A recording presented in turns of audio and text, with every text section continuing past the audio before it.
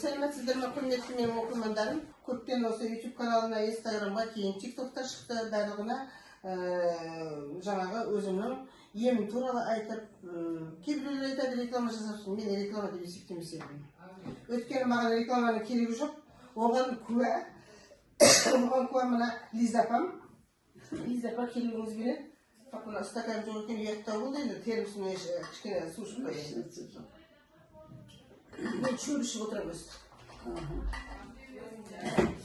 Енді мына жерде маған Лиза апай келді. Енді маған 32 жылда кім келмеді. Өте адамдар көп келеді ғой. Бірақ Лиза апа келгеннен кейін жаңағы мен Әсеткүл саған 15 жыл бұрын келіп едім дейді. Қазір сол туралы өзі айтып берсін. Лиза апа, қандай аурумен келдіңіз? 15 жылда бір жағдай болып, как раз онымен келін екеуінің арасы бұзылып, сондай неғып жүргенде бір кісі мені не берді сізге, осы баршы сол Әсеткүлге, сол айтады деді.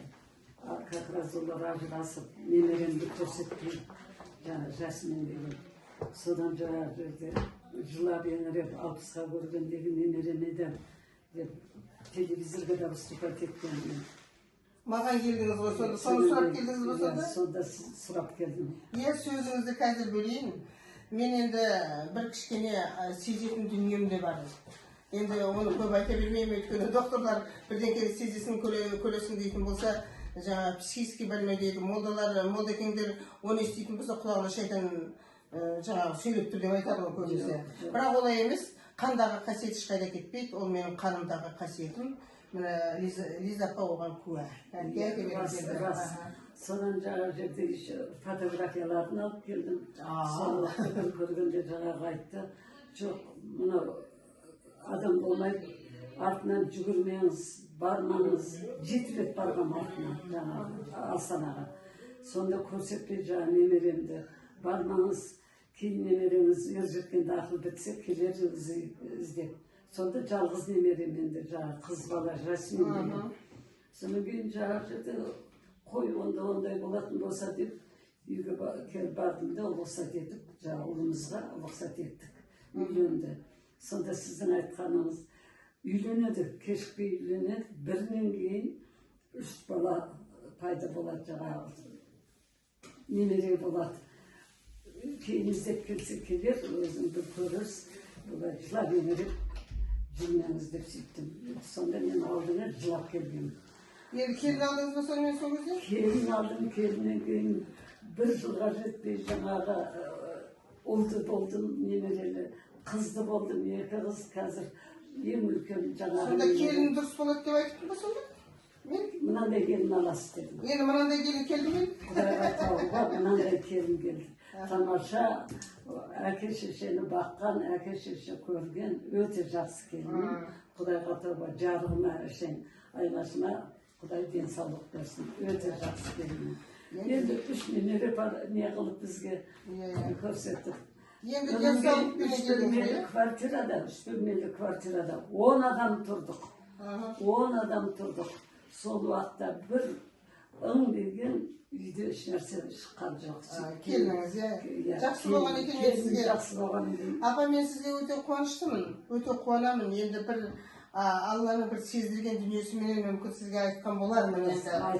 Енді оны мен көп жарнама жасап айта бермеймін, көпшілік ортасында айта бермеймін. Сіз келгеннен кейін, таныдым дегеннен кейін. Маған енді 32 жылда қаншама адам келді ғой. 32-30 жылдан асып кеткен уақытта қаншама адам келді.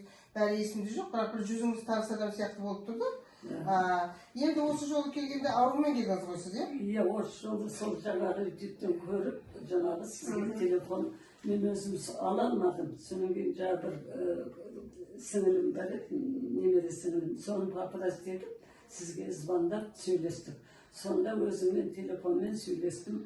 Мен ауырып жүргенде қазір міне 3 жыл болды, 3 жылдан да көп, наверное, ұйқы көрмеймін.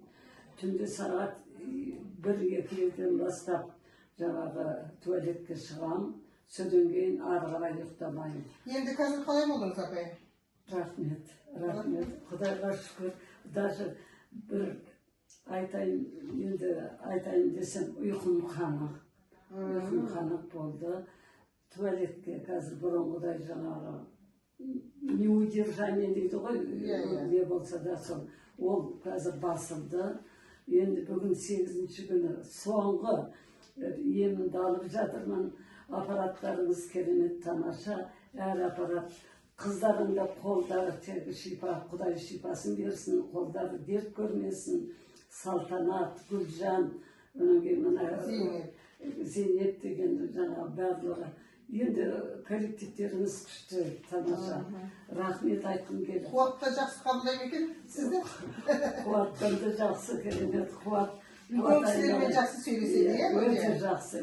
Мен кеш айттым жаңағы шалыма. Отырмай, мына баланы деп қалай тәрбиелеген деймін да, осы бүйтіп, алды астына түсіп бүйтіп, апа бұнан бүйтен, бұнан әр аппаратқа, әр нәрсеге өзі көңілін бөліп қараған адам. Енді действительно бұл жерде жанымыз қиналып келдік.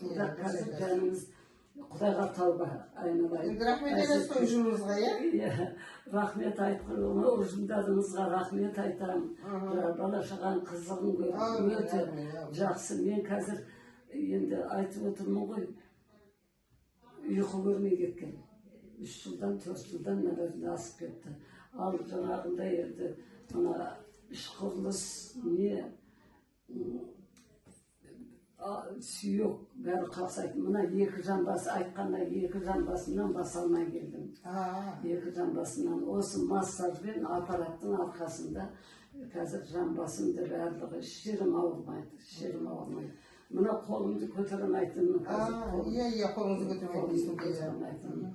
Енді қайтейін сіздерге Алла тағаланың шипасын берсін, дендеріңіз сау болсын, өсіп еліңе, жұртыңа, халқыңа емдеріңді жүргізе беріңдер. Аппараттарың Қуатжан айналайын, саған көп рахмет. Қуаталы деп атыңды қойған мына фирмаларың өсе берсін. Рахмет. Құрметті менің оқырмандарым, сіздердің алдыларыңызда отырған маған 15 жыл бұрын келген Лиза апай, енді түрлі себептермен келген, енді қазір денсаулықпен келіп көрдіңіздер ме, кейбіреу ұйықтамадым, мен WhatsApp-тан айтады, ұйықтамадым, сол ұйықтамауға маған жақсы қылып берші дейді. Ол мүмкін емес. Адамның өзі келіп емделгендей болмайды. Солай ғой, Лиза апай. Міне қайта жиі дәретханаға шыға берген түріменен ұйықтамай мазасы кеткен қазір өз аузынан естіп отырсыздар, жақсымын деген сөзді. Адам емделсе, жаңағы жақсы болады ғой. Сондықтан адамның дұрыс айтып отыр Лиза апай, шын ниетіменен сеніп, қазақта бар ғой, сенім сенгіз акт дейді ғой. Сондықтан сеніп, негативпен емес, адамның өзінің жақсы болу адамның қолында деп есептеймін мен. Лиза апай.